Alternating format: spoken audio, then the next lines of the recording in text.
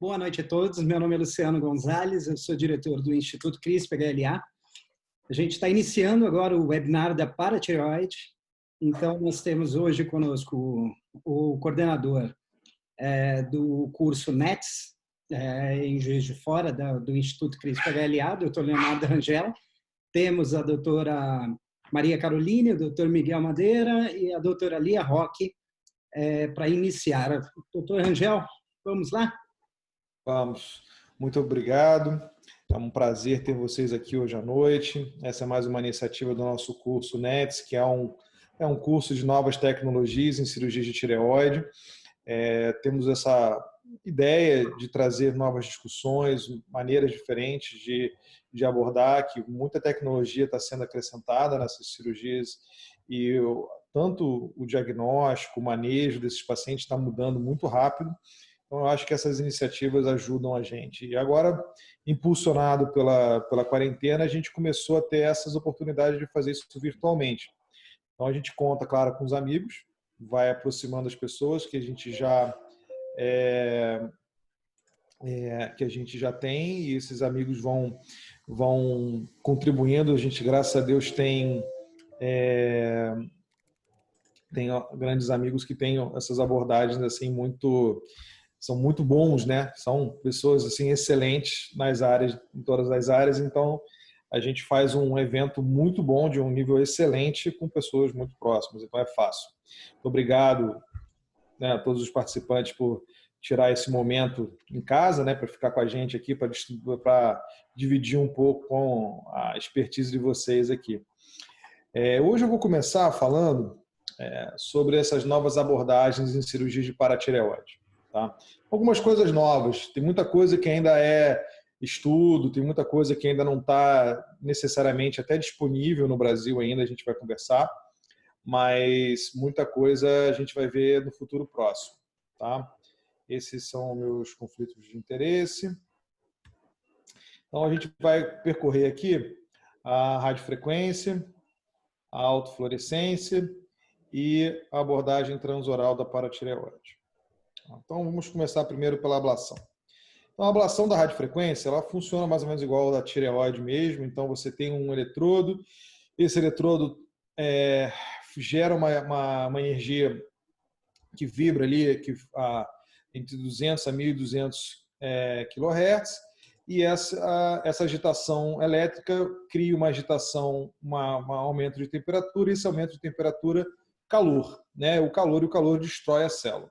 E isso serve tanto para as células da tireoide, quanto metástase, quanto, por exemplo, na paratireoide, certo? Então, é um procedimento que você vai ali vai identificar a paratireoide. Você precisa, na verdade, apenas de um gerador de radiofrequência, que é relativamente disponível, porque é usado para ablação de fígado, de pulmão, de rim e tudo mais. Então, ele funciona. Um aparelho de ultrassom e um ambiente mais ou menos para um procedimento. Não precisa ser necessariamente um centro cirúrgico. Então, com o ultrassom, você coloca o eletrodo, transpassa o eletrodo ali pela tireoide e você vai dentro da tireoide e você destrói ela. O procedimento é bem simples, né? Não tem nada de muito sofisticado. E aí, o que a gente já tem de literatura? A literatura realmente ela não é uma literatura muito extensa ainda. Essa literatura, da radiofrequência, os primeiros trabalhos para a tireoide foram de 2016, né? Então, perdão, 2006. Então, é uma literatura que ainda está crescendo, então ela demora a ganhar esse momento. Na paratireoide já tem se tentado fazer algumas coisas. Então, esse é um trabalho chinês mostrando o hiperpara secundário, tratamento do hiperpara secundário por insuficiência renal. Então, eles pegaram 54 pacientes e eles avaliaram o quê? Que o paciente que eles conseguem fazer a ablação das 4 glândulas, o resultado deles é sensacional e duradouro. Então, a gente consegue ver aqui, na linha preta, o PTH, né? O PTH intacto, que você fazendo a ablação das 4 glândulas, você consegue ter uma destruição, uma redução significativa desse PTH, e isso permanece por 1 ano. Diferente de quando você tem uma ablação de 1 ou 2 glândulas ou de 3. Quando é que você, às vezes, não consegue fazer mais modulação? Quando ou você tem alguma lesão, né, uma intercorrência, uma alteração de voz que interrompe o procedimento, ou você não acha a glândula não é acessível. Então, às vezes você não consegue achar a quarta glândula. Então, isso acontece. Então, o que a gente encontra aqui é que, se você consegue fazer a ablação das 4 glândulas, você tem uma resposta que é praticamente a resposta de uma cirurgia, com uma morbidade infinitamente menor do que abordar cirurgicamente um paciente renal crônico, uma abordagem com anestesia geral e tudo mais. Então, que a Lia muito bem sabe, passa muito bem por isso lá na UERJ. Então, isso é uma dificuldade que a gente tem. Isso aqui talvez seja um tratamento minimamente invasivo para esses pacientes que são tão clinicamente complicados. Eles mostraram aqui, eles fizeram essa curva ROC, né? Então eles botaram um valor aceitável, uma média de 470, mais ou menos, no PTH, e eles usaram um cutoff de 272 como sendo uma resposta. Então, quando você no primeiro dia, o PTH cai abaixo de 272, você tem uma resposta duradoura a longo prazo. Então, essa aqui é a resposta. Então, o passo de 272, se você consegue esse resultado, a resposta vai ser excelente. Esse aqui, quando a gente fala em adenoma, aí já muda um pouco. Experiência com adenoma ainda a gente ainda não tem trials ainda, né? A gente tem séries de casos. Esse aqui foi o primeiro, foi feito em cachorros, né? Então, o cachorro tinha adenoma de paratireoide, né?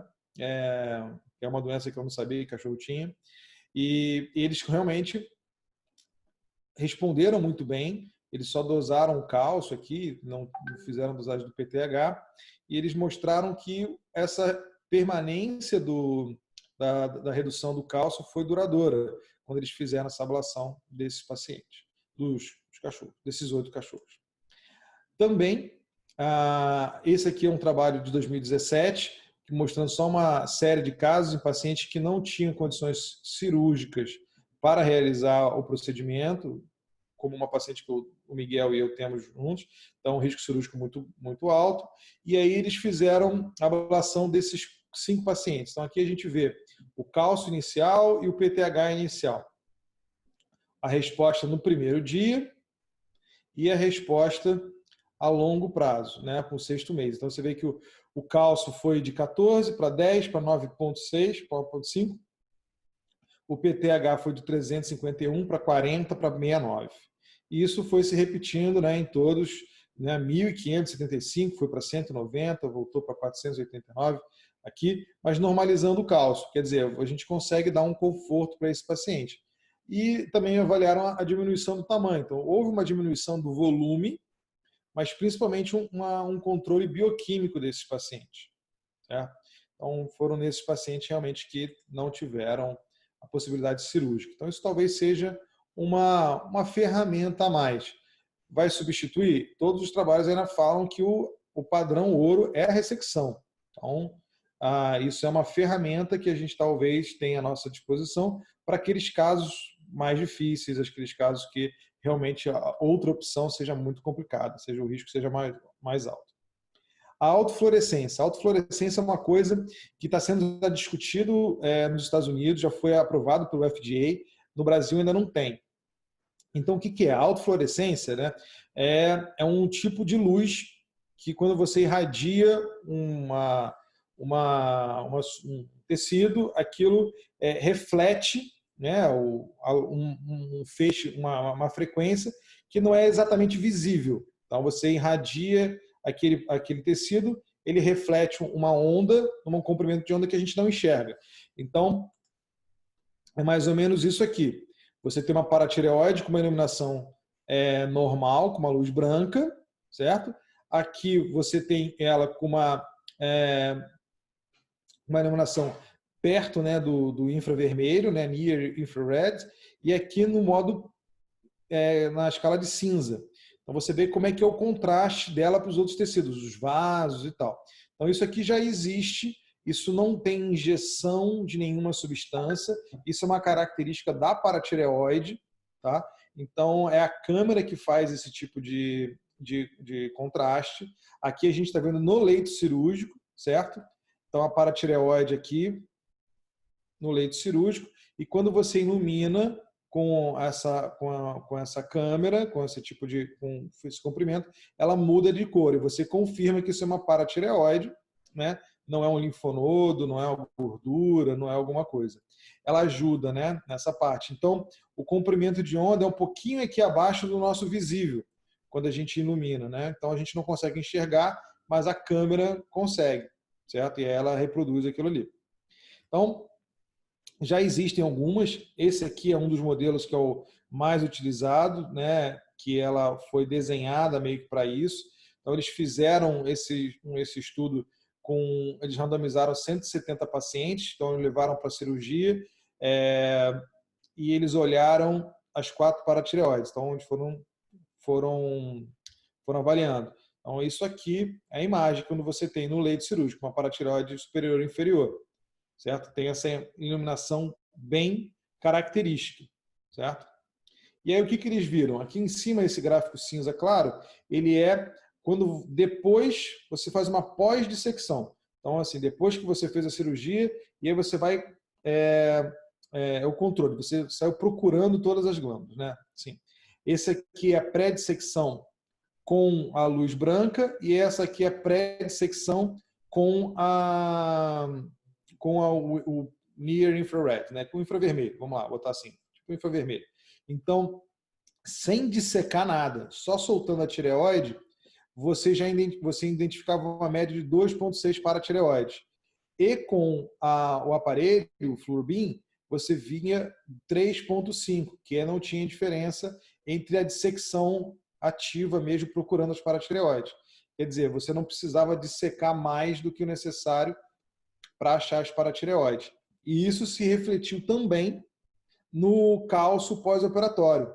Então, houve uma diferença no nível de cálcio pós-operatório desses pacientes. Então, os pacientes que foi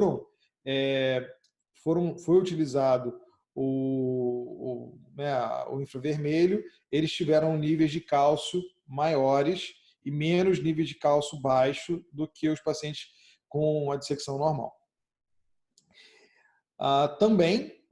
E aqui, nesse trabalho que foi publicado na Surgery em 2018, eles tentaram avaliar o padrão da autofluorescência. Então, se o padrão era homogêneo ou se o padrão era heterogêneo, tentando classificar paratireoides hiperfuncionantes e normofuncionantes, certo?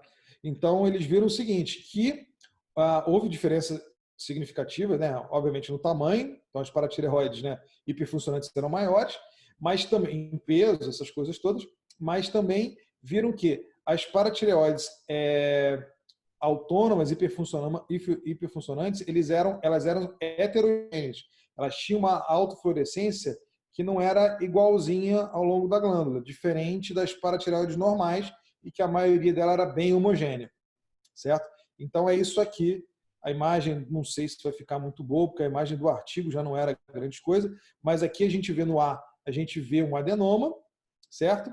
E aqui com a fluorescência você consegue ver que tem uma areazinha que ela é menos fluorescente e uma área que é mais fluorescente, certo? Então, normalmente a área mais hipercelular, mais adenomatosa, ela é menos brilhante, certo?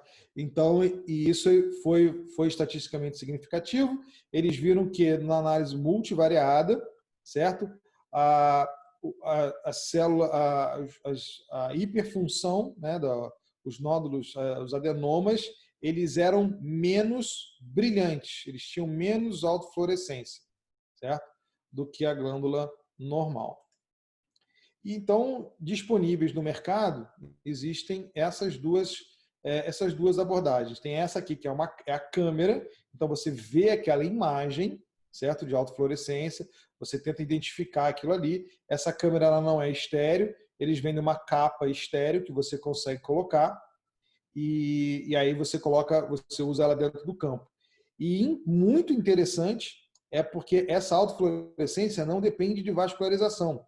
Então, você pode comprar o equipamento e usar ela, mesmo que você não queira usar ela durante a cirurgia, Você pode pedir, por exemplo, para uma pessoa de fora iluminar para você e falar assim, bota aqui, olha para mim aqui, e você coloca e vai captar ou não. E você pode usar ela também fora do campo. Então, por exemplo, você fez a tireoidectomia ou fez um esvaziamento. Aí você quer saber se tem uma paratireoide ali. Você pega a câmera, coloca do lado de fora e ela vai iluminar. Se tiver uma paratireoide dentro do esvaziamento, ela vai aparecer ali. Você disseca aquela paratireoide e reimplanta aquela paratireoide. Você não vai deixar para o patologista dizer que tem uma paratireoide ali grudada, alguma coisa ali. Então, assim, as paratireoides intratireoidianas, infelizmente, não aparecem, mas aquelas justacapsulares ou junto do esvaziamento, ela consegue ver. E mais incrível ainda é esse aparelho aqui, que é esse PTI. Esse PTI, ele dá um número. Tá? Esse PTI, você encosta esse probezinho, essa canetinha aqui, você coloca uma capa estéreo, você coloca essa canetinha, que não é descartável, isso aqui é um aparelho mesmo, e você encosta na paratireoide e sai uma luzinha, e ele lê a luz e ele vai dar um número. Então, se esse número for perto de 100%, aquilo é uma paratireoide. E se o número for baixo, aquilo não é uma paratireoide. Uma coisa, né, da NASA, depois a Lia explica isso. É muito interessante, mas assim você não tem feedback visual nenhum. Você confia totalmente no aparelho, você encosta aquilo é ou não é. Então é muito interessante. E por fim, vamos falar da Toeptiva, né? Que seria a Toetiva, só que para paratireoide. Então, normalmente ela é utilizada para adenomas, né? Então, muito bem, nesse momento a gente ainda não faz para pacientes com hiperpara secundária, hiperplasias, essas coisas, ou pacientes que você tem que fazer exploração, você não está em uma localização adequada do adenoma. Então, isso aqui a gente não escolhe pacientes que querem fazer a ressecção, não querem ter a cicatriz, e você tem uma localização bem adequada. Então, essa é um caso de uma moça de 43 anos, ela tinha um PTH pré-operatório de 219, mas assim, tinha esse exame de localização bem localizado, né? Não tinha nada assim diferente. Aqui são alguns exemplos de como é que é a posição, o paciente é intubação normal, pela boca, tudo normal. Aqui a gente faz o ultrassom imediatamente antes da cirurgia, né? Então aqui a gente marca com o ultrassom, a gente marca as coordenadas onde a gente vê a paratireoide no ultrassom e depois a gente marca aqui. A gente marca aqui os pontos anatômicos também, então a incisura da cartilagem, a cricoide, a fúrcula, e aqui são os trajetos em que o trocáter. Aqui vai o trocáter central e 2 trocáteres pequenos que vão na comissura. Fazem esse caminho aqui, certo? Então, a posição é basicamente a posição de uma tireoidectomia. Aqui, aula de cirurgião sempre tem que ter alguma coisinha, né? Então, aqui a gente está soltando a linha média, o vídeo está adiantado. Então, aqui a gente está soltando a musculatura pré-tiroidiana, vai expor aqui o isquio, certo? Vamos chegar, aqui estamos soltando essa área, aqui a gente já chega, já soltou, já rebateu um pouco, a gente não vai tirar a tireoide, né? Ela não tinha nódulo, então a gente só luxou a tireoide e separou ela.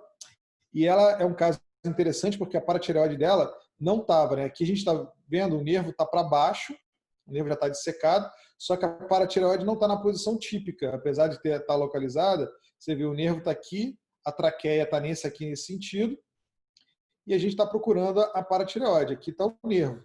E nada do nervo, nada da paratireoide, e a gente dissecando. E aí, quando a gente comecei a dissecar mais lateral, então a paratireoide estava lateral, mais lateral ao nervo, bem lateral junto da carótida. E aí a gente vê um adenoma propriamente dito, bem dissecado, típico, né? E aí a gente consegue ir soltando. Então, o procedimento é todo por vídeo, então a gente chega, olha aqui, vai dissecar ele todo, vai cortando, separando os tecidos, preserva o nervo, tudo certinho. Rapidamente, certo? Então, essa cirurgia é uma cirurgia... Eu dei uma editada, mas a editada foi meio rápida hoje, então Não está muito dos melhores o vídeo. Então, a gente dissecando o vídeo, a gente dissecando a paratireoide, a gente vê que a gente tira ela inteirinha, tal, vai soltando ela dos tecidos, vai soltando ela toda. E aí esse é o aspecto final, com ela toda solta. Aqui é o nervo, aqui é a traqueia e aqui é a paratireoide aumentada. Então, a gente não tira a paratireoide direto, para você não ter implante nem nada. A gente coloca essa paratireoide dentro de um bag, é um endobag. Como a paratireoide é muito pequena, a gente faz um dedo de luva. A gente coloca uma luva, um dedo da luva, né, com um fio na ponta, certo? Pega a paratireoide e encaçapa ela. Esse encaçapamento não é tão fácil quanto parece. Às vezes dá um... E aí a gente coloca e tira. E aí você tem uma paratireoide toda certinha e tal. Dá uma paratireoide grandinha, de quase 3 centímetros, certo? O aspecto final é isso aqui no pós-operatório. Você tem os pontinhos um pouquinho mais à frente do sulco do freio, né, labial, e tem 2 incisões pequenininhas aqui no lábio. Isso aqui é na consulta.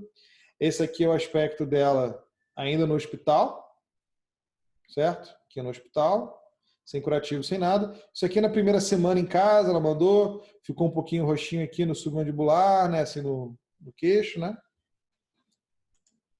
E esse é o aspecto com 1 mês, certo? A paciente sem nada, né? Então, quando a gente olha para isso tudo, então a gente entende que as cirurgias da paratireoide, elas estão muito bem estabelecidas. Não é para ficar mudando toda hora, assim, não é que acabou a cirurgia da paratireoide convencional, claro que não. Mas definitivamente tem casos de paratireoide que são muito mais complicados do que a gente estava imaginando. Então, às vezes, esse tipo de instrumentos que a gente vai ter conseguem ajudar a gente. Então, a radiofrequência em casos selecionados, em pacientes que realmente de risco cirúrgico muito elevado, que às vezes é difícil de controle clínico deles, talvez seja uma boa opção. A autofluorescência talvez seja uma ferramenta que ajude a diminuir, eu não digo nem a achar a paratireoide no adenoma, mas talvez ela tenha um valor muito grande na preservação da paratireoide na cirurgia de tireoide normal. Né? O pessoal está olhando muito, talvez, essa autofluorescência para a cirurgia de tireoide, para preservar e evitar o hipopara. Talvez isso seja uma ferramenta interessante, que a gente vai ter que olhar com calma isso aí no futuro, conforme isso for aprovado no Brasil, talvez seja uma ferramenta, porque lembrando que principalmente que a maioria das cirurgias de tireoide são feitas ainda por cirurgiões de baixo volume. Então, esses cirurgiões talvez se beneficiem mais dessa ajuda de identificar a paratireoide, dissecar menos, isquemiar menos a paratireoide, então talvez seja uma coisa interessante. E o acesso transvestibular, né? Então, o acesso transvestibular para paratireoide é basicamente a mesma cirurgia, certo? Então, o que a gente faz, eu acho que em termos técnicos da paratireoide mesmo, de um adenoma de paratireoide bem identificado, eu acho que muda muito pouco em termos cirúrgicos. O que muda realmente é a qualidade do paciente no pós-operatório, né? Então, se o paciente valoriza essa parte estética e para ele é uma coisa importante, não vejo por que não oferecer. Né? Existe essa possibilidade, existe essa opção. Então, se é uma pessoa que se preocupa com isso e tudo mais, eu não vejo por que não oferecer. Obrigado a todos. Deixa eu parar. Lia. Acho que foi, né? A gente Foi. compartilhou a tela. Bem, boa noite a todos. Obrigada, Léo, pelo convite. É um prazer, enfim, trabalharmos na mesma instituição. Vamos para as perguntas, então.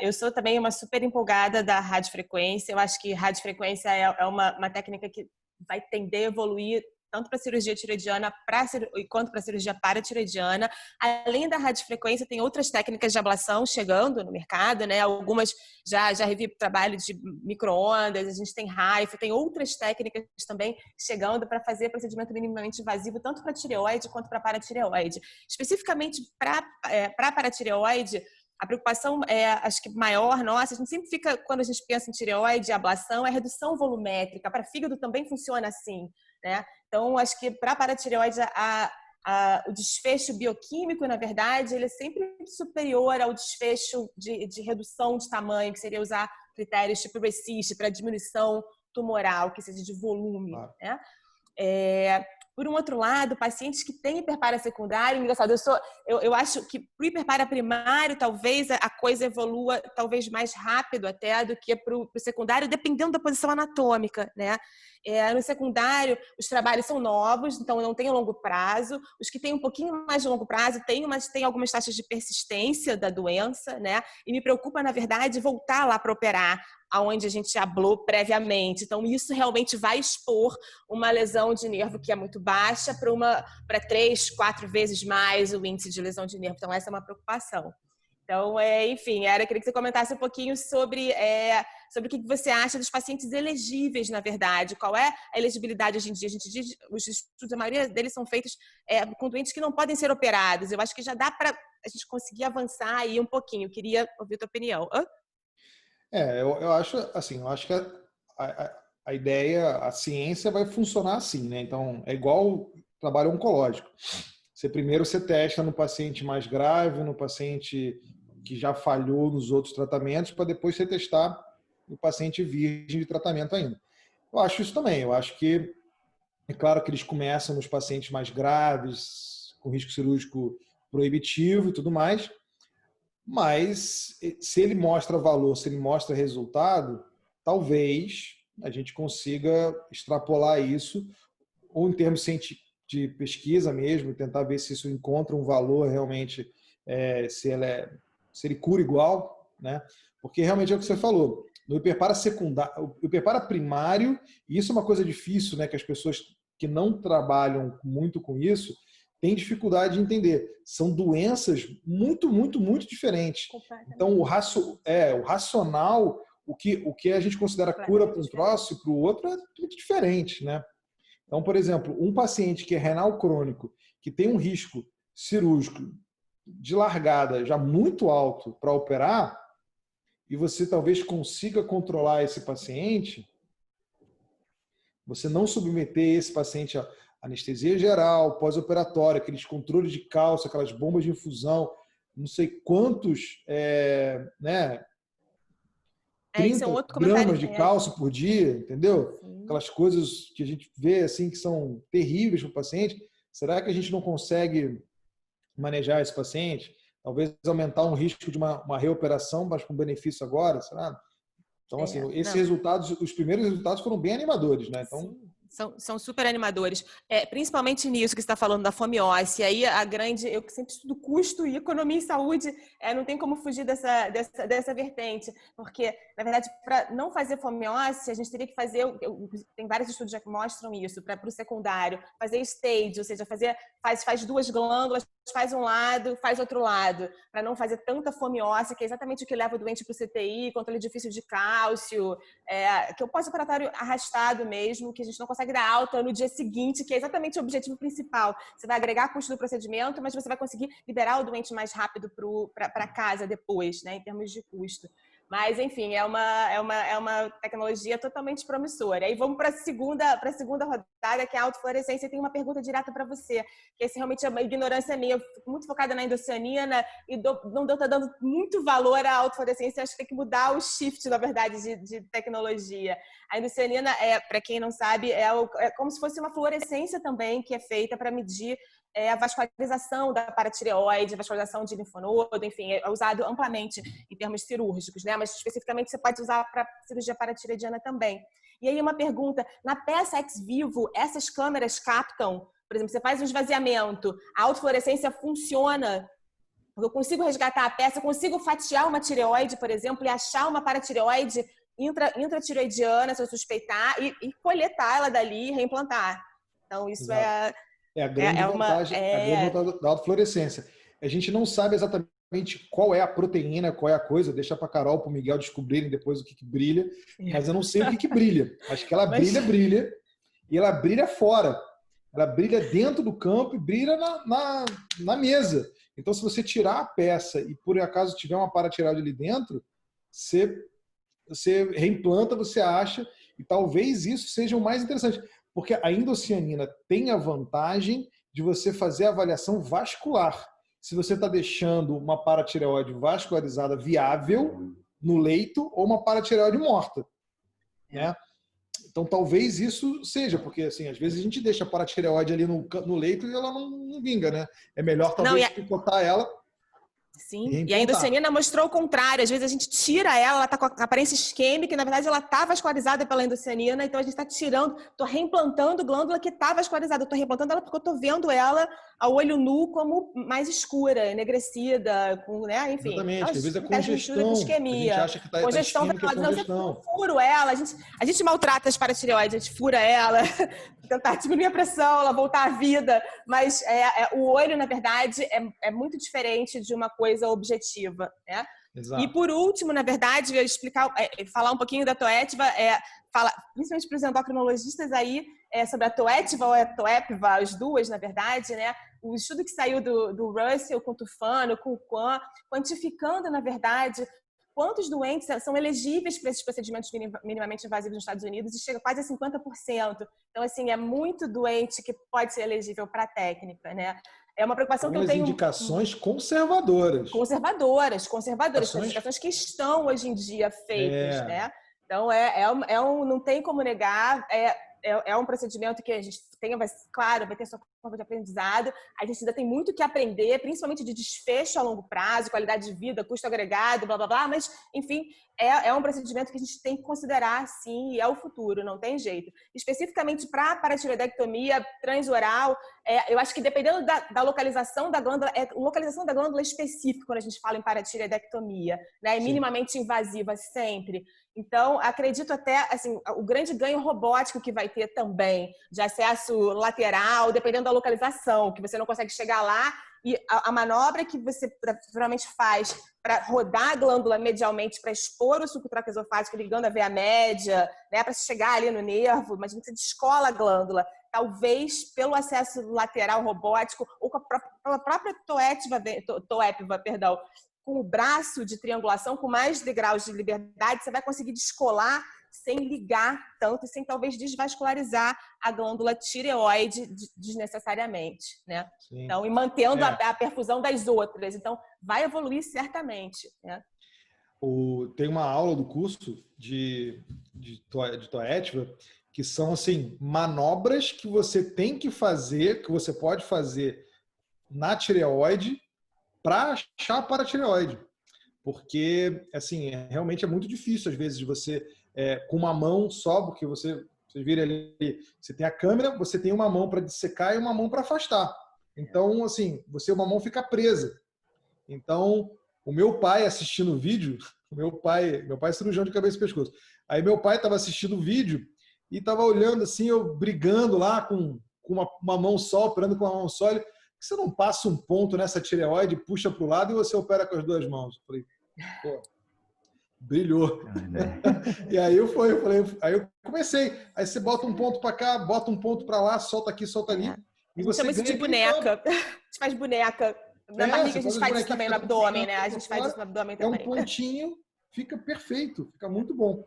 Então você começa a facilitar. Então, mas todos esses procedimentos, você parte do princípio anterior, que é você localizar a paratireoide. Então, assim, realmente esse caso que eu mostrei, por exemplo, era uma paratireoide localizada que eu vi no ultrassom, que eu sabia onde estava e apanhei, porque ela estava num lugar que eu, na hora, não estava. Então, quem opera paratireoide sabe que é isso mesmo. Você vai todo cheio de razão, chega lá e não acha a paratireoide. Então, você tem que estar preparado para rodar. A paratireoide, ela é desafiadora para o endocrinologista e para o cirurgião. Também. É uma coisa que, assim, apaixona todo mundo, né? Então, assim, ela é difícil dar o diagnóstico, ela é difícil de tirar também. Às vezes ela pega a gente pelo pé também. Léolia, posso fazer uma pergunta de clínico? Claro. Essas técnicas que vocês falaram, essa da questão do marcador, ela pode diferenciar um adenoma de uma hiperplasia? Já te dá a dica se é um adenoma ou uma hiperplasia ou não? Então, eles só compararam ainda o adenoma com a normal. A normal. Ainda não tem. E mesmo assim é muito sutil. Não é Tem que todo esperar mundo os que secundários, né? Os secundários são os piores, normalmente não são os primeiros a fazerem os estudos, porque eles são os piores clinicamente. Então, faz a feasibility no primário, aí, entendeu? Testa a segurança, blá, blá, blá, para depois pensar em fazer no secundário. Então, também acho que por isso, de alguma maneira. Talvez ajude, por exemplo, aquele estudo do Manuel Domingos e do Lacativa, que eles fizeram, eles acharam um número de paratireoide extranumerária em renal crônico, assim, absurdo, né? Um número de quinta e sexta paratireoide num número muito significativo. Então, talvez, né, você, com a fluorescência, você consiga identificar no campo, você tirou ali as 4. Você passa ali e dá mais uma olhada, ver se tem mais alguma coisa. E você ficar procurando ali, né? Então, talvez seja mesmo. Posso atrapalhar aqui também? Entrar aqui, Léo? Fala, banda. Léo, Lia, deixa eu ouvir aqui a opinião de vocês. Eu acho que a gente tem realmente muitas situações que a gente vai precisar indicar um procedimento que o paciente não vai poder fazer a cirurgia. E aí eu acho que a ablação por radiofrequência entra nesse contexto, né? Aí a minha dúvida seria a seguinte: vocês veem umas diferenças técnicas e de resultados com relação à radiofrequência da alcoolização que a gente utilizava anteriormente, de efeitos adversos, de resultados mesmo de cura, ou seriam técnicas que poderiam ser usadas de acordo com a disponibilidade do serviço onde você está? Então, a alcoolização, ela tem um problema que você só conseguia fazer no meio da paratireoide, e aí para você tentar infundir um líquido numa lesão sólida, é muito difícil. E aí você corre o risco de extravasar, entendeu? A radiofrequência, ela é muito bem delimitada. Então você coloca uma ponta ativa de milímetros dentro, por exemplo, uma paratireoide daquela de 3 centímetros ali. Você tem a ponta ativa de a ponta ativa grande de uma agulha de paratireoide é 1 centímetro. Então você tem que mexer a agulha dentro da paratireoide para você queimar a paratireoide inteira. Então você fica dentro da paratireoide o tempo todo. Então é mais difícil você lesar fora da paratireoide, sabe? Então os problemas que a gente tinha muito com álcool é porque extravasava. Você estava ali enchendo, de uma hora que rompia a cápsula. Então você tem menos controle com a lesão. Se for um cisto de paratireoide, realmente eu não vejo problema. Mas um adenoma sólido, eu acho que é mais difícil. E na alcoolização, você tem que repetir o procedimento mais vezes, que acaba dolorido e tal. A radiofrequência geralmente é uma intervenção só, né? Intervenção só. Beleza. Exatamente. Eu também tenho a percepção, Miguel, que se tiver que entrar nesse pescoço depois também, o álcool, por ele extravasar, por ele causar uma inflamação muito maior do que a necrose de coagulação que é causada pela radiofrequência, que fica, na verdade, teoricamente intracapsular, isso não extravasou nada por ali, é um ambiente menos hostil para o cirurgião resgatar, se necessário também. A gente sempre tem que pensar com essa hipótese, né? A gente está sempre oferecendo um procedimento minimamente invasivo, mas o standard ainda é o convencional. Então, você poder voltar, retornar se preciso, é uma hipótese que tem que ser considerada também, sempre. Então, eu penso assim também. Com certeza, a gente tem a possibilidade de resolver com um procedimento minimamente invasivo ou então a possibilidade de botar o paciente com uma condição clínica melhor para uma cirurgia posterior. Então, realmente tem que pensar depois para mexer no pescoço, né? Exatamente. É isso. Muito bom. Obrigada. Carol, vamos para a sua? Abre o seu áudio, Carol. Seu áudio está fechado. Vou compartilhar aqui a tela com vocês.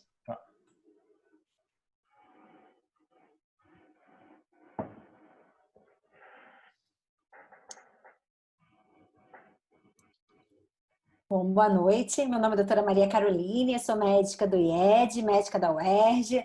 Tenho com grande prazer aqui compartilhando hoje aqui essa apresentação com o doutor Miguel Madeira, que é médico da UFRJ e do Hospital Federal de Bom Sucesso e presidente do Departamento de Osteometabolismo da SBEM RJ. E assim, a gente gostaria, antes de tudo, agradecer o convite, doutor Leonardo Rangel. É uma honra estar falando aqui um assunto que a gente particularmente gosta bastante, até mesmo por ser exatamente como ele já anunciou, um desafio. E eu acho que paratireoide é para quem gosta de desafios mesmo. Então, a gente vai falar aqui rapidamente, a gente vai passar 3 casos clínicos. É só para a gente tentar mostrar um pouquinho que a paratireoide, às vezes, um caso que pode parecer simples, nem é tão simples assim.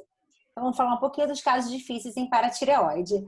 A ideia é que eu com o Dr. Miguel, a gente vai fazer uma coisinha um pouco interativa para vocês. Então, o primeiro caso que eu vou mostrar para vocês, então, paciente sexo feminino, 55 anos, que veio encaminhada devido à elevação do PTH, que foi detectado do exame de rotina pela ginecologista. Na história patológica pregressa, relatava episódio prévio de nefrolitise aos 40 anos de idade. Negava o uso de qualquer medicação. Na história fisiológica, menopausa aos 50 anos, ingeria apenas 1 copo de leite por dia. Nos exames dela, já chegou pra gente com PTH de 100, tá? Então o valor de referência era até 65, então PTH elevado. Um cálcio de 9,4, como ela tinha albumina de 4, se a gente for corrigir vai dar 9,4 mesmo. Um fósforo normal de 2,7, uma vitamina D de 25, uma creatinina de 0,8. E na urina de 24 horas, a paciente já chega para a gente com uma calciúria de 3,5 miligramas por quilo. Numa urina que tinha sido bem colhida, porque a creatinina urinária dela era de 15 miligramas quilo. Então, a gente está de frente de uma paciente de 55 anos de idade, que tinha um PTH elevado, um cálcio normal, uma vitamina D de 25 e uma calciúria de 3,5 miligramas quilo. Ela já chegou para a gente porque a ginecologista já tinha solicitado uma cintilografia de paratireoide. E uma cintilografia de paratireoide que mostrava, vou mostrar aqui para vocês, uma hipercaptação no polo inferior aqui do lobo esquerdo. Então, nessa região aqui. E, além disso, veio para a gente também já com uma densitometria, era uma mulher já menopausada, então a gente vai olhar o T-score. E de L1 a L4, ela tinha um T-score de menos 2,4, sugeria ela em coluna uma osteopenia. E no fêmur, ela tinha um colo de menos 1,5 e um total de menos 1,1. Então, era uma paciente com osteopenia. E vem minha primeira pergunta para a gente discutir aqui com o Dr. Miguel. E aí, Dr. Miguel? Aí vem a nossa grande dúvida perante essa paciente. Isso é um hiperpara primário ou secundário? E por que isso é importante a gente definir nessa consulta, nesse nosso primeiro raciocínio? Por quê? Essa é uma paciente do Dr. Leonardo Rangel e da doutora Lia, ou uma paciente minha e Dr. Miguel? Maneira. Você comentar um pouquinho. Carol, você consegue voltar lá no primeiro slide? Consigo, Por favor, só para eu colocar algumas coisas aqui. Uhum. Isso. Eu acho que tem algumas coisas que a gente tem que considerar e destacar aqui na apresentação do caso, né? Primeiro, a questão da nefrolitise, que é uma comorbidade importante, que muitas vezes a gente esquece de perguntar se o paciente teve ativamente, né? Isso foi um episódio há muito tempo atrás. Às vezes o paciente não refere para a gente isso de maneira espontânea. E outra coisa que a gente esquece também de perguntar é com relação à ingestão de laticínios, né? A quanto o paciente ingere de leite, iogurte, queijo por dia, porque isso é importante, inclusive, na interpretação de alguns exames, como, por exemplo, a calciúria, né? Então, a gente tem que sempre considerar a avaliação urinária do paciente, a calciúria, com o paciente com adequação tanto de cálcio quanto de vitamina D. E quando a gente faz essa adequação, os resultados algumas vezes podem mudar. Então, a gente deve interpretar sempre os exames de sangue e urina com essas adequações prévias. E a outra coisa que a gente sempre destaca, né, na endócrina a gente sempre fala, o exame de imagem, ele vem depois do que eu sei que eu tenho. A gente não deve pedir cintilografia, ultrassom, tomografia, nada disso antes de saber se o paciente tem indicação de mexer naquele pescoço. Então, o exame de imagem, ele serve para programar como será a cirurgia, mas ele não serve para investigação do paciente, porque eventualmente pode acender uma ou mais paratireoides e não quer dizer que aquela paratireoide necessariamente seja doente e precise ser mexida. Não sei se você concordo com essas... Exatamente. O que o Dr. Miguel falou, exatamente. Qual o objetivo da cintilografia de paratireoide? A cintilografia de paratireoide é um exame, na verdade, qualquer paratireoide que estiver funcionando muito pode hipercaptar. Então, tanto no hiperpara primário, que você tem uma glândula autônoma, quanto no hiperpara secundário, não importa se é secundário deficiência de vitamina D, se é secundário uma hipercalciúria, como a paratireoide vai estar trabalhando mais, pode haver uma hipercaptação na cintilografia. Então, isso aqui pode ser uma grande pegadinha. Então, assim, o grande objetivo da cintilografia de paratireoide é aquele paciente que você já tem um diagnóstico fechado de hiperpara primário com indicação cirúrgica para ajudar o cirurgião a localizar. Então, assim, ele não tem a função diagnóstica, tá? Exatamente. Quem vai dar o diagnóstico para a gente é o laboratório, esse. Isso, programação de vão mexer, aí a gente vai para o exame de imagem. Não é devo mexer ou não de acordo com o exame de imagem. Até porque você pode eventualmente indicar uma cirurgia com o exame de imagem negativo. Aí leva o pepino para o Léo e para a Lia para eles resolverem lá, procurar. Mas a indicação da cirurgia não é pelo exame de imagem. E o exame de imagem negativo também não contraindica a cirurgia quando a gente realmente tem as indicações. Exatamente. Complementando o que o Dr. Miguel falou da questão da... Por que é tão importante o recordatório alimentar? Porque, assim, aquele ponto de corte que a gente tem na literatura de hipercalciúria acima de 4 miligramas quilo é com um paciente que faz uma ingesta de pelo menos 1.000 miligramas de cálcio ao dia. Se você está perante um paciente que tem uma ingesta pobre, tá, de laticínios, que é o caso dessa paciente aqui, um copo só de leite por dia, o ponto de corte passa a ser 3 miligramas quilo, não é mais 4. Então, essa aqui é uma paciente com uma hipercalciúria, 3,5, levando em consideração a dieta dela. A gente sempre, você colocou perfeitamente, a gente tem que avaliar quanto tem de calciúria no contexto de quanto o paciente ingere também, para a gente poder ter uma relação de acordo com a ingestão de cálcio, a calciúria vai ser proporcional. E aqui a gente faz o que a gente prefere, que é relacionar o cálcio na urina de 24 horas com o peso do paciente. Eu acho sempre melhor do que fazer um ponto de corte fixo de 350 a 400 miligramas, porque a calciúria também depende do peso do paciente, não é só um valor absoluto. É diferente de um paciente de 60, 70 quilos, um paciente de 100 quilos. Por isso, dividindo pelo peso, você ajusta isso. Perfeito. Então, eu vou só passar aqui, Miguel. Então, os possíveis diagnósticos. Então, a gente ficou entre hiperpara primário e secundário. Pensando no hiperpara secundário, a gente tem essas duas possibilidades aqui. E eu queria que a hiperpara secundária, a deficiência de cálcio, porque é uma paciente que ingere pouco cálcio, né? Barra vitamina D, porque ela tem uma vitamina D para a idade dela inapropriada. Ou seria secundária hipercalciúria, ou seria o hiperpara primário na modalidade normocalcêmico, né? Já que ela tem um cálcio no sangue normal. Eu queria que você discutisse um pouquinho, Miguel, sobre esses diagnósticos, quais são os possíveis, os que são menos prováveis e os mais prováveis. Carol, o que eu sempre falo quando a gente está nessa dúvida é ter paciência, ter calma, né? Para a gente poder decidir. As pessoas às vezes ficam muito ansiosas de definir logo se ele é secundário, se ele é primário. Você vê que é uma paciente que tem um momento de PTH, teve uma história de litíase há 15 anos atrás, então não é uma paciente super grave, né? Tem uma perda óssea, mas assim, a princípio não teve história de fratura. Você tem que correr muito com paciente que tem litíase de repetição, que está fraturando. Esse paciente você tem que correr com o diagnóstico.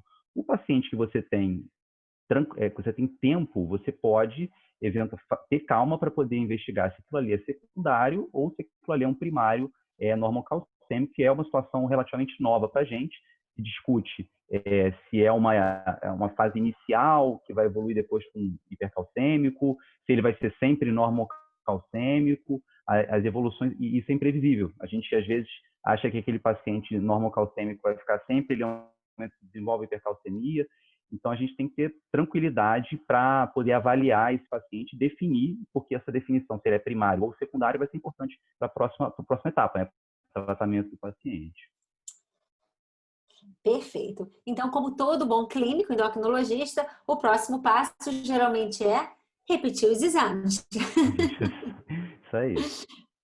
Então, a conduta, que na verdade vai ser repetir a dosagem sérica, como PTH, TSH, hormônio, a gente sempre deve repetir, a gente nunca deve ficar com uma única dosagem, né? Então, aqui é repetir a dosagem sérica do PTH, a calcium calciúria, a gente vai ajustar exatamente como o doutor Miguel falou, de acordo com os níveis de cálcio. O ideal é garantir que esse paciente tenha uma ingesta pelo menos de 1.000 miligramas de cálcio, tá? Para repetir essa nova urina de 24 horas. E pensando na possibilidade de um possível hiperpara normocalcêmico, o cálcio iônico pode ajudar a gente um pouquinho em relação a isso. Isso você colocou muito bem, Carol. A questão do cálcio iônico tem indicações muito precisas, né? Eventualmente a gente vê solicitação de cálcio iônico de maneira indiscriminada. O cálcio, com a dosagem da albumina para sua correção, cálcio total, ele funciona na maioria das situações.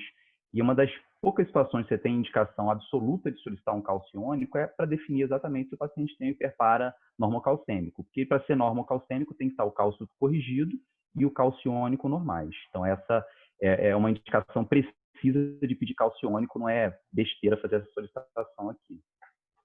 Perfeito. Então, a gente fez. Então, esse aqui é o exame que a gente já falou do paciente. Esse aqui é o segundo exame depois que a gente fez esses ajustes. E no segundo exame, depois que a gente fez os ajustes, o PTH continuou elevado, tá? De 90. O cálcio 9,2 continua normal. O cálcio iônico da paciente veio normal, de 1,2. Fósforo normal, vitamina D continua um pouquinho baixa, 22. E a calciúria, agora que a gente adequou a dieta do paciente, aquela calciúria que era 3,5 miligramas quilo, agora apareceu para a gente 4,5 miligramas quilos. E, Miguel, você quer comentar um pouquinho sobre isso? Agora, porque a gente tinha falado em 3 possíveis diagnósticos no início: hiperpara secundário, a deficiência de cálcio / vitamina D. O que você acha desse diagnóstico? Miguel, é possível esse diagnóstico para essa paciente? Então, Carol, a maioria das situações, dependendo de faixa etária e tudo, o PTH ele tem uma estabilidade, né? A gente consegue colocá-lo de volta aos valores de normalidade com vitamina D um pouco mais alta, entre 30, alguns trabalhos colocam próximo a 40, o pessoal de São Paulo tem alguns trabalhos também nesse sentido.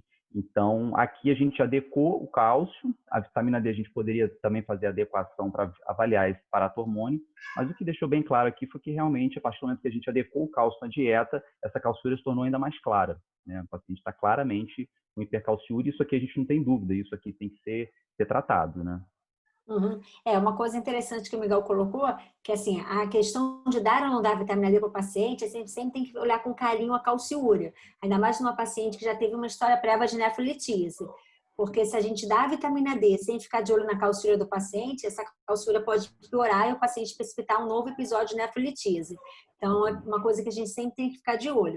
Em geral, a hiperpara secundária, a deficiência de vitamina D, ele geralmente cursa com uma calciúria mais baixa, ou dentro da normalidade, ou até mais para baixa. Geralmente não cursa com uma calciúria elevada. E aí, só complementando aqui, então, para a gente ir para... Então, aqui são, na verdade, os critérios, né, do hiperpara normocalcêmico. Então, como é que a gente, para poder dizer que é hiperpara normocalcêmico? O que a gente tem que ter? Aumento de PTH em pelo menos 2 ocasiões. Então, vamos supor, esse paciente tinha, né, aumento de PTH em 2 ocasiões. Você tem que garantir que o cálcio iônico e o total são normais, porque se porventura o cálcio iônico for aumentado, já não posso dizer mais que é hiperpara normocalcêmico, aí já vai ser o hiperpara primário, forma clássica mesmo, com cálcio iônico aumentado. E a gente tem que obrigatoriamente excluir causas secundárias, isso é o mais importante. Então, assim, você tem que excluir que o paciente tem alguma deficiência de vitamina D, ou você tem que excluir que esse paciente não é renal, que ele está usando alguma medicação que possa interferir nesses níveis de cálcio, como diurético de alça, lítio, bifosfonato, denosumab, e tem que excluir hipercalciúria. Então, assim, de todos esses critérios aqui, o mais importante do nosso paciente, no nosso caso, é que o nosso paciente tem hipercalciúria. Então, eu não posso dizer que esse paciente tem hiperpara normocalcêmico antes de corrigir essa hipercalciúria, tá? Você quer falar alguma coisa, Miguel? Só destacar aqui, eventualmente, principalmente os bisfosfonatos venosos, o denosumab, a gente, dependendo do momento que você faz a avaliação do PTH, ele aumenta bastante mesmo. Então, principalmente o denosumab, eventualmente o PTH que era normal vai para 200, 300, isso relacionado à questão do momento que você fez a medicação. Então, se você puder fazer essa avaliação sem a influência da medicação, é o ideal. Ou então, se tiver uma informação de paratormônio prévia à aplicação das medicações, tanto o bisfosfonato venoso quanto o denosumab, que às vezes a gente esquece, o paciente está usando e é o motivo para aquele PTH estar mais alto. Perfeito.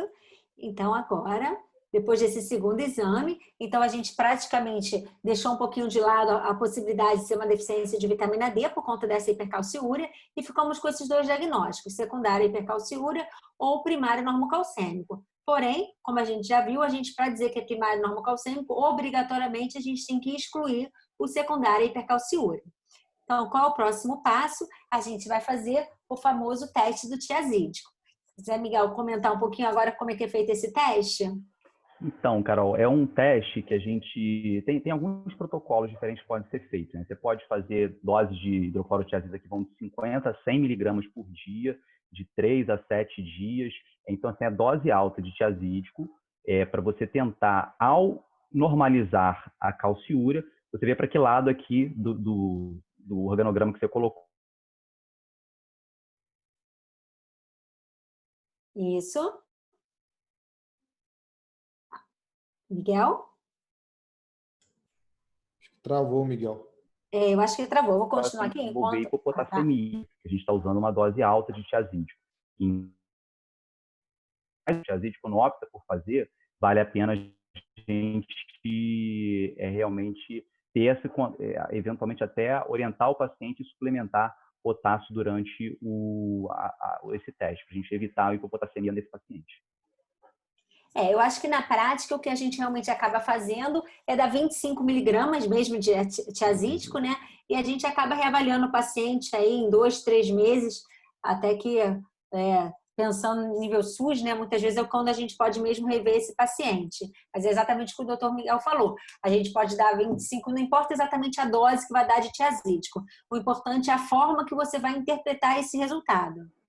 Então, aqui, só para eu dar um exemplo para vocês, então, esse aqui era o exame do nosso paciente, tinha um PTH, então, de 90, um cálcio de 9,2 e essa calciúria de 4,5. Depois que eu fiz hidroclorotiazida, tá? A primeira coisa que é importante, então, não importa se você está dando a dose de 25, de 50, de 100, o que importa é como é que você vai interpretar esse resultado. Então, a primeira coisa, qual é o objetivo do teste? O objetivo do teste é normalizar a calciúria. Você tem que a garantia que essa calciúria foi normalizada, para depois interpretar o que vai acontecer em relação ao PTH e o cálcio. Então, aqui eu fiz o hidroclorotiazida, aqui o paciente colheu uma nova urina de 24 horas, a calciúria foi para 2,5 miligramas quilo, então a gente compensou a calciúria desse paciente, e olha o que aconteceu com o PTH. De 90 foi para 55. E o cálcio de 9,2 teve um discreto aumento de 9,4, mas isso aqui não é relevante. Então, assim, a gente praticamente normalizou o paciente. Então, o que fica provavelmente mais favorável é o hiperpara secundário, realmente a hipercalciúria. Então, é um paciente que não vai ser doutor Leonardo ou doutora Lia, é um paciente que vai continuar comigo ou com o doutor Miguel. Complementar alguma coisa, Miguel?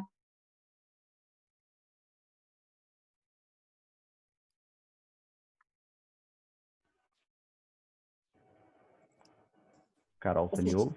Oi, tô te ouvindo, Miguel. Você quer complementar mais alguma coisa? Estou ouvindo aqui. Você me ouvindo? Léo, Lia, vocês estão me ouvindo? Acho que foi o Miguel. Tá ouvindo, Miguel? Vocês deu uma travada. Não estou ouvindo. Miguel, eu acho que você que está com áudio, deu algum problema no seu áudio. Bom. Depois ele conecta de novo. Bom, isso. Bom, então ficou um paciente um provável então hiperpara secundária hipercalciúria. Então, assim, o objetivo desse caso 1 que a gente trouxe para vocês, na verdade, era para vocês verem que tem que tomar muito cuidado em relação à imagem, aquele paciente que você já recebe com uma imagem na mão, para vocês acabarem não embarcando num erro, tá? Então, assim, vocês têm que tomar um pouco de cuidado e toda vez tem que tomar um pouco de cuidado na forma de interpretar a calciúria do paciente também, porque ela vai de acordo com a ingesta do paciente. Bom, agora vamos para o caso 2, então. A gente tem um paciente do sexo masculino, 68 anos, que veio encaminhado ao ambulatório pós-operatório de cirurgia bariátrica, devido a uma elevação do PTH que foi solicitado durante o exame de rotina. E a história patológica pregressa tinha uma história de cirurgia bariátrica pela técnica de bypass há 3 anos atrás. Estava em uso de polivitamínico 2 vezes ao dia e colicalciferol 14.000 unidades semana. No recordatório alimentar, ingeria apenas um copo de leite. Nos exames desse paciente, então ele já tinha aqui alguns exames repetidos para a gente, Tá? Então, tinha um PTH de 85, teve um exame com PTH de 85, um com PTH de 90, outro com PTH de 105, então os três acima do limite superior de referência, né, que é 65, um cálcio normal de 9,4, um fósforo de 3, uma vitamina D de 22, função renal normal, uma creatinina de 0,8, e uma urina de 24 horas apresentava uma calciúria de 2 miligramas por quilo. E aí as perguntas que eu faço. Então, um paciente que vem para a gente com esses PTHs elevados, um cálcio normal, a princípio, uma calciúria também dentro da normalidade, né, de 2 miligramas por quilo. E aí a pergunta que fica, bom, quais são os possíveis diagnósticos desse paciente? Miguel já conseguiu conectar? O áudio já está funcionando? Estou ouvindo. Está me ouvindo bem? Tô te ouvindo bem, Miguel. Eu te abandonei no final do caso. Não tem problema. Olha só. Não, então, desse caso 2, eu acho importante a gente destacar aqui que muitos pacientes pós-cirurgia bariátrica, eles realmente têm vários focos que são abordados, né? Mas a parte óssea desses pacientes é muito esquecida, né? A gente acaba, esses pacientes eventualmente tomam polivitamínicos, muitos dos polivitamínicos têm uma quantidade baixa de cálcio na suplementação, eles às vezes necessitam de doses mais altas de vitamina D e também não é feita a adequação, como a gente pode ver aqui no caso, e também não tem tanta orientação com relação à ingestão dos laticínios, e esses pacientes eventualmente podem evoluir com uma doença óssea importante no pós-cirurgia bariátrica, né? Uhum.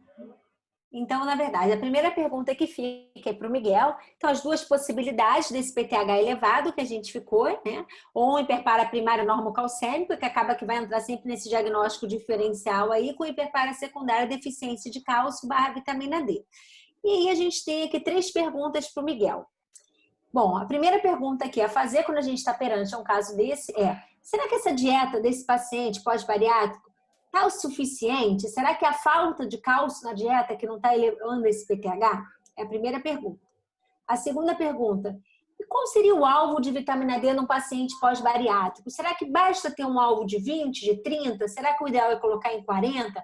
Qual seria o alvo que eu esperaria para tentar normalizar esse PTH? Eu chegaria num alvo até quanto? E a terceira pergunta é se existe alguma dose ideal de reposição de vitamina D após a cirurgia bariátrica, porque é um paciente que já está fazendo 14 mil unidades semana. Coloca aí, Miguel, para discutir um pouquinho essas 3 perguntas.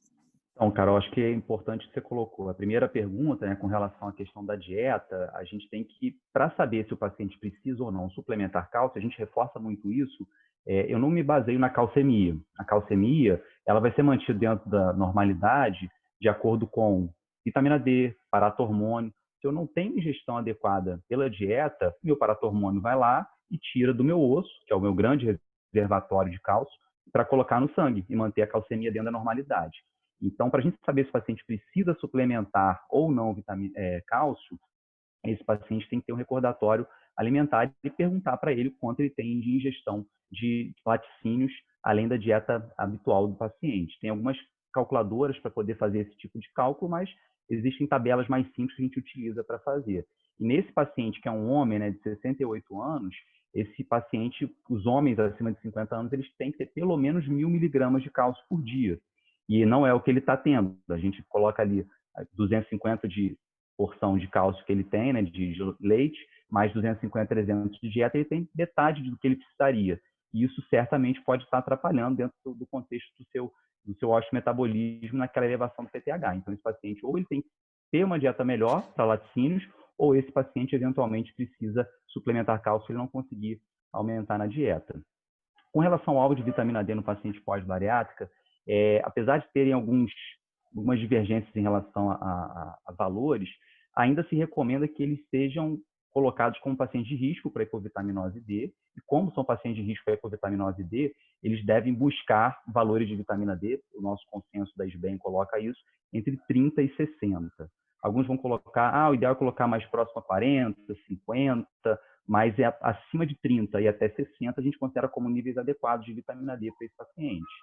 E na maioria dos pacientes a gente consegue chegar nesses valores com a reposição da vitamina D nas doses habituais. Depende do tipo de cirurgia, foi uma cirurgia só restritiva, uma cirurgia desabsortiva, isso tudo influencia.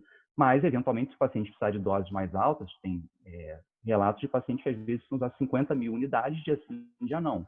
A gente vai subindo até chegar naquele valor de vitamina D que a gente colocou como ideal para o paciente, seria aí entre 30 e 60. Perfeito, Miguel, exatamente, muito bem colocado. Que assim, a gente não tem, na verdade, uma dose ideal de reposição, na verdade, de vitamina D. A gente vai tateando, na verdade, a dose, né, de acordo com os exames do paciente. Então, assim, tem pacientes pós-cirurgia bariátrica que podem precisar de 3 a 4 vezes mais do que uma pessoa normal pós-menopausa, um homem após 50 anos de idade. Então, a gente vai tateando realmente. Então, o que a gente fez para esse paciente? A gente ajustou a dieta de cálcio desse paciente, que pode ser ou por dieta ou suplementar cálcio oral. Assim, apesar desse paciente estar usando polivitamínico para bariátrica, gente, assim, tem alguns polivitamínicos que têm uma concentração de cálcio muito baixa no mercado. Então, assim, é sempre bom aquele paciente que você acompanha dar uma olhadinha o quanto aquele comprimido tem, tá? De cálcio. E outra coisa é solicitar calciônico com a possibilidade, e a outra coisa vai ser, vamos dar vitamina D para esse paciente para ver o que acontece com esse PTH. E aí, vamos lá. Então, vamos lá. Então, a gente optou em dar vitamina D, né? Fazer um teste terapêutico com vitamina D. Então, depois de 3 a 6 meses do uso do colecalciferol, a gente optou em fazer uma dose de ataque, 50 mil unidades semana, e o paciente conseguiu manter pelo menos 3 meses aí com vitamina D acima de 30. Olha o que aconteceu com os exames dele. Aquele PTH foi para 75, repetido foi para 80, então ainda mantinha um PTH um pouco elevado, o cálcio normal, uma vitamina D já em 40, tá? E uma calciúria de 2,5 miligramas por quilo. E aí, Miguel, o que você faz nesse momento? Espera, né? Isso é um contexto, assim, é uma situação que a gente vê com frequência, né? As pessoas começam a repor a vitamina D chega no alvo que você quer, aí tem erros diversos. O primeiro e o mais grave era 20, eu comecei a suplementar, chegou a 40, aí eu paro. O que vai acontecer? Quase que invariavelmente é que o paciente vai voltar a 20. Então, a partir do momento que o paciente se mostrou necessitando de suplementação de vitamina D, a suplementação vai ser indefinido o tempo, a gente vai acompanhando pelos níveis de 25-hidroxivitamina D. E a outra questão é interpretar o PTH com pouco tempo de vitamina D ajustada. O PTH não é assim, comecei a dar vitamina D agora, amanhã o PTH normalizou. Porque tem alguns trabalhos que mostram um tempo mínimo de 12, 18, até 24 meses de vitamina D normal para que o PTH lentamente vá diminuindo. Então, você tem que ter paciência para repor o colecalciferol e, com isso, ver qual vai ser a resposta do paciente com relação ao nível de paratormônio. Perfeito. Eu acho que essa é a mensagem mais importante, é o famoso keep calm. Aqui eu brinco, é igual na reumatologia, né? Que às vezes pode levar aí 1, 2 anos para você abrir qual é a colagenose do paciente. Aqui você tem que ter um pouco de paciência. Exatamente, porque às vezes pode levar pela literatura até 2 anos para um PTH normalizar. Mas a gente só deve contar a partir do momento que a vitamina D já está acima de 30. Então, assim, a gente tem que tomar cuidado que o tempo, se a gente não esperar, ele pode ir contra a gente. Isso, E o outra tempo coisa que ele é de, como você colocou muito bem, Carol, é o tempo de vitamina D normal, não é o tempo a partir do momento que eu começo a repor. Eu posso começar a repor e o paciente voltar daqui a 6 meses e não está normal. Está em 28, exatamente. Não Aí vale. quando ele chegou no que eu quero, é o momento que eu começo a contar o tempo para saber se aquele PTH vai cair ou não. Perfeito. Aqui, Miguel, coloca uma pergunta para você em relação ao calcitriol. Se você acha que o calcitriol tem algum valor nesses pacientes pós-bariátricas, que você começa a dar a vitamina D está em 40 e esse PTH ele não abaixa, ele continua sempre meio borderline, mais para o limite superior.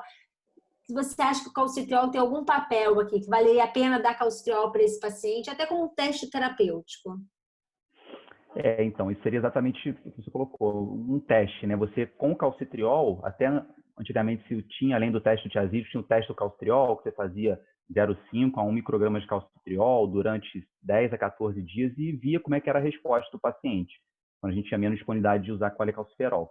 E esse teste do calcitriol, a reposição de calcitriol, pode eventualmente dar essa resposta de maneira mais rápida. não é necessário, se você realmente tiver um bom segmento do paciente, fazer o uso do calcitriol. Se você estiver usando o colecalciferol, você vai acompanhando a resposta dele. Mas não seria contraindicado fazer o uso do calcitriol e ter uma avaliação mais rápida do paratormônio. Mas, particularmente, a gente geralmente faz a vitamina D3 e vai acompanhando a resposta dele. Perfeito. Acaba que realmente um ou outro paciente, algumas vezes acaba fazendo calcitriol o paciente mais ansioso, que às vezes essa questão do PTH um pouco elevado gera muita ansiedade, às vezes, em alguns pacientes. Então, às vezes, o calcitriol pode ser uma carta na manga aí para aquele paciente muito ansioso, que está descrente que não vai baixar esse PTH, da nossa hipótese. Pode ser aí uma opção nesses casos. Então, só para vocês saberem, o paciente, então, depois de 2 anos usando a reposição de colecalciferol, o que aconteceu? O PTH desse paciente normalizou, foi para 55, a vitamina D em 45, a calciúria manteve 2,5 mg/kg. Então, provavelmente, era uma hiperpara mesmo secundário à deficiência de vitamina D. E aqui, rapidamente, a gente vai falar o último caso para vocês. Esse é um caso bem rápido, que não podia faltar. Então, um paciente do sexo feminino, 35 anos de idade, então agora é uma paciente jovem, que veio encaminhar devido ao aumento do cálcio detectado durante exame de rotina. Então, na história patológica pregressa, negou história de fratura prévia ou nefrolitíase sintomática, informou que exames realizados pela clínica da família há 2 anos atrás também mostravam uma alteração, mas ela não sabia detalhar qual era. Informa que sua mãe e a sua irmã têm problema de cálcio. Ela não sabe exatamente qual é o problema. Ela negava o uso de qualquer medicação. Na história fisiológica, ciclos regulares. Ingeria 2 copos de leite e 2 fatias de queijo. E no exame dela, ela tinha um PTH de 70, então PTH aumentado, um cálcio aumentado de 10,7, um fósforo de 2,7, uma vitamina D de 30, função renal normal, creatina de 0,8 e uma calciúria de 0,8 mg/kg. E aí, Miguel, quer comentar um pouquinho sobre o caso? Então, Carol, esse caso, a gente tem algumas dicas que falam para a gente, pô, isso está meio esquisito, né? Primeiro, a idade da paciente. A gente está fora logicamente, hiperpara pode acontecer em qualquer faixa etária, mas a gente está fora daquele pico de hiperpara que seria a partir da 6ª década. Então, a gente já começa a ficar um pouco mais esquisito. Além disso, e a gente esquece muito de perguntar, a paciente relata que outros na família tinham problemas de cálcio. Muitas vezes não é uma doença específica que a paciente vai falar para a gente, mas vai falar, tinha gente que tinha um problema parecido com o meu. Por isso que é tão importante a gente perguntar para a paciente se tem alguém na família com fraturas, litíase ou com alterações de cálcio, como a paciente teria também. E aqui, diferente, a gente tem para a idade da paciente aqui, próximo ao que ela deveria ingerir de laticínios, isso também é uma condição importante.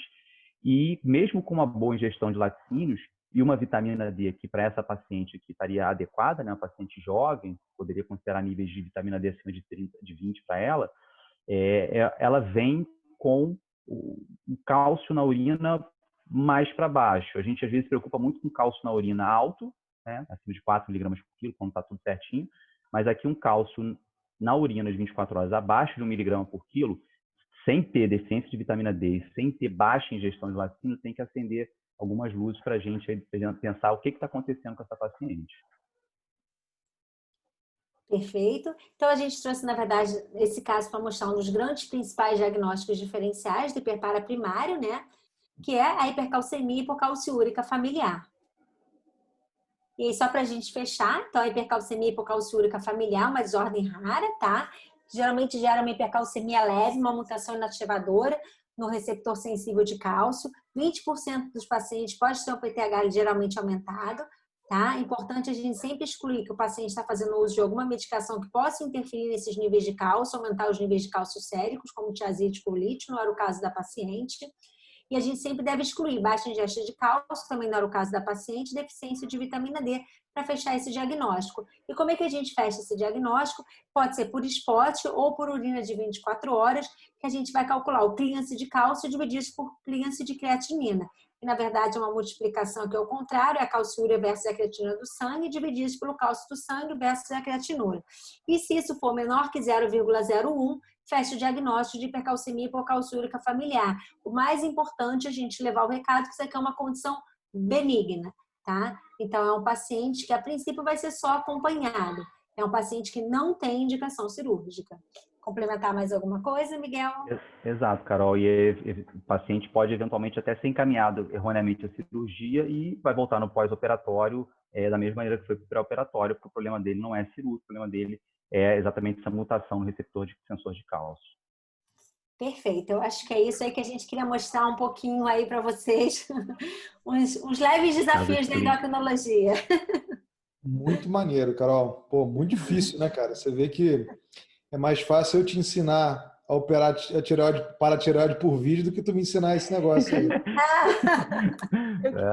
Eu queria comentar uma coisa, Carol, posso, para vocês dois, na verdade. Assim, no início da minha carreira cirúrgica, eu fiz parte da equipe de bariátrica, então tem um conceito, e é interessante, o doente que faz bypass, ele tem muito dumping, então eles não tomam leite por dumping, então laticínios, derivados, todos eles vão dar dumping, não em todos, mas numa grande porcentagem, então eles restringem a dieta exatamente por isso.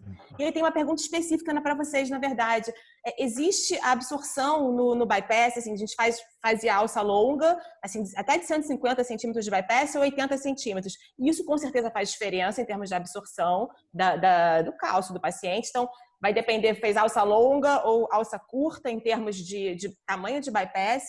E a outra pergunta é para a interposição ileal, que aí você joga o íleo lá em cima, na verdade, né? Então, também deve causar, assim, absorções diferentes de cálcio nesses 3 diferentes cenários do bypass. Eu acho que no sleeve a porcentagem é menor e é mais realmente pela diminuição da ingesta, não pela diminuição da ingesta e a desabsorção. Mas existe, na verdade, então, eu queria a pergunta, vai tudo isso para chegar na pergunta que é a diferença de absorção em termos intestinal do colecalciferol para o calcitriol? Aonde ele é absorvido? Essa é a minha pergunta, nesse cenário. Assim, os dois, tanto a vitamina D quanto o cálcio, eles são absorvidos principalmente pelo ADN em jejum. Então, quanto mais você tira dessa parte para eles importante, menos vai ser absorvido e mais você vai ter que suplementar eventualmente. E aí a importância da gente saber qual foi a cirurgia que foi feita, como você colocou muito bem, Lia. Uma coisa é só diminuir o estômago. Isso vai atrapalhar mais em relação ao quanto o paciente aceita, mas não vai atrapalhar com relação à absorção. Se for uma cirurgia desabsortiva, aí realmente a gente vai ter mais dificuldades e vai ter que eventualmente usar doses mais altas, tanto de vitamina D, de forma ativa ou na D3, quanto de suplementação de cálcio.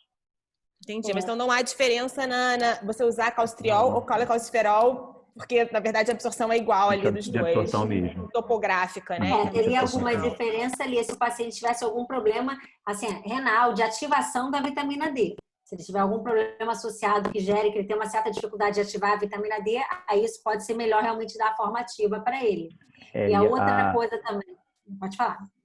Exatamente, complementando o que você falou, Carol, e também tem aquela questão que a vitamina, tanto o D3 quanto o D2, uma parte vai ser ativada primeiro no fígado, depois nos rins, mas uma outra parte pode ir para o tecido adiposo ficar estocada. Então, quando você dá o calcitriol na sua forma ativa, você não tem esse problema. Quando você está dando colecalciferol, você tem essa consideração de dentro de um excesso de tecido adiposo, você tem uma parte da vitamina D que fica ali e não circula para ser ativada. E tem a questão, Lia, também do cálcio em si, da suplementação, da diferença do carbonato de cálcio para o citrato de cálcio. Parece que esses pacientes, eles realmente absorvem melhor o citrato do que o carbonato, tá? Isso, exatamente pela questão do carbonato necessitar da secreção de ácido clorídrico, exatamente. Aí quando você tira um pedaço do estômago do paciente, ele vai ter menos secreção de ácido clorídrico, aí o citrato pode ser absorvido melhor nesses casos. Só um detalhe rápido, Lia, do que você falou. É interessante que a gente fica sempre com essa questão, o bariátrico ingere poucos laticínios, né? Mas a gente tem estudo já da população brasileira em geral, que a nossa ingesta de cálcio, a média da população brasileira é em torno de 400, 500 miligramas de cálcio. A nossa ingesta, de uma forma geral, é pobre em cálcio. É diferente do americano. É ruim para todo mundo, exatamente. Não, o doente bariátrico, ele já tem deficiência de vitamina D normalmente no pré-operatório também, né? Ele não é uma pessoa que vá para o sol, que coma bem, enfim, né? Então também né? já não chega muito bem e já evolui com maior deficiência, provavelmente, né? Obrigada pela resposta, pessoal. Carol, Miguel, tem 2 perguntas que fizeram aqui para mim separado. Seguinte, existe algum valor de PTH que você fecha direto, que é um hiperpara primário? E se existe algum, você tem alguma situação que você faz o diagnóstico de hiperpara primário sem urina de 24 horas?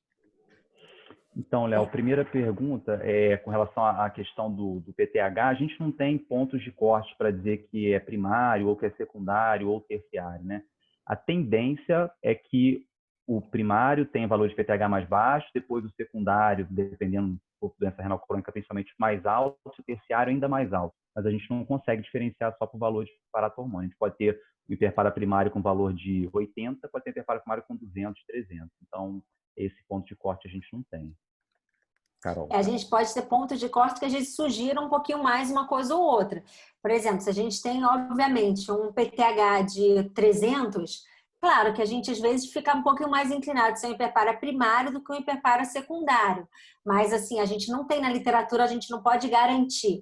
Da mesma forma, se você pega um paciente com cálcio aumentado e um PTH muito elevado, a gente também vai pensar, às vezes, isso talvez não seja um hiperpara tão simples, talvez seja um carcinoma de paratireoide, são coisas que podem guiar, mas nada que a gente efetivamente possa bater o martelo, não tem isso pela literatura.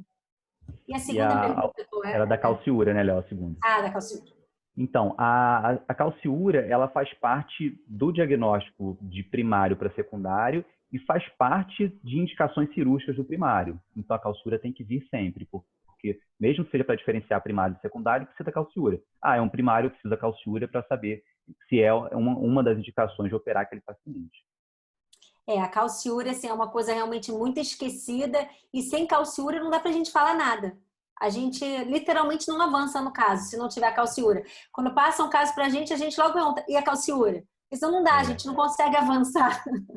E é muito frequente ter hipercalciúria, né? A gente, independente da questão do hiperpara, 10, 15% da população pode ter uma hipercalciúria, eventualmente primária ou idiopática. Então, a gente tem que investigar sempre. Não que vai ser sempre pelo hiperpara, mas você tem que investigar. Muito bom. Lia, quer falar mais alguma coisa? Olha, muito obrigado. Foi, assim, sensacional. A gente sempre aprende, né? Eu acho paratireoide um negócio que a gente não consegue assistir uma aula e é muito bom ouvir vocês falarem, a gente gosta muito. Eu acho que foi uma coisa que tirou bastante dúvida. Eu acho que foi uma coisa proveitosa para todo mundo. Muito obrigado aí, obrigado por ter ficado até tarde, obrigado por vocês estarem aí. Uma boa noite para todos. E depois vai estar no YouTube. Se quiserem depois, é só pegar para olhar de novo. Tá bom? Um abraço. Obrigado, Lia. Obrigado. Ótimo, obrigada. Boa noite. Obrigada a vocês. Boa noite. Tchau, Muito gente. obrigado aí. Boa noite. Tá, boa noite. Tchau. Boa noite, pessoal. Tchau. Tchau.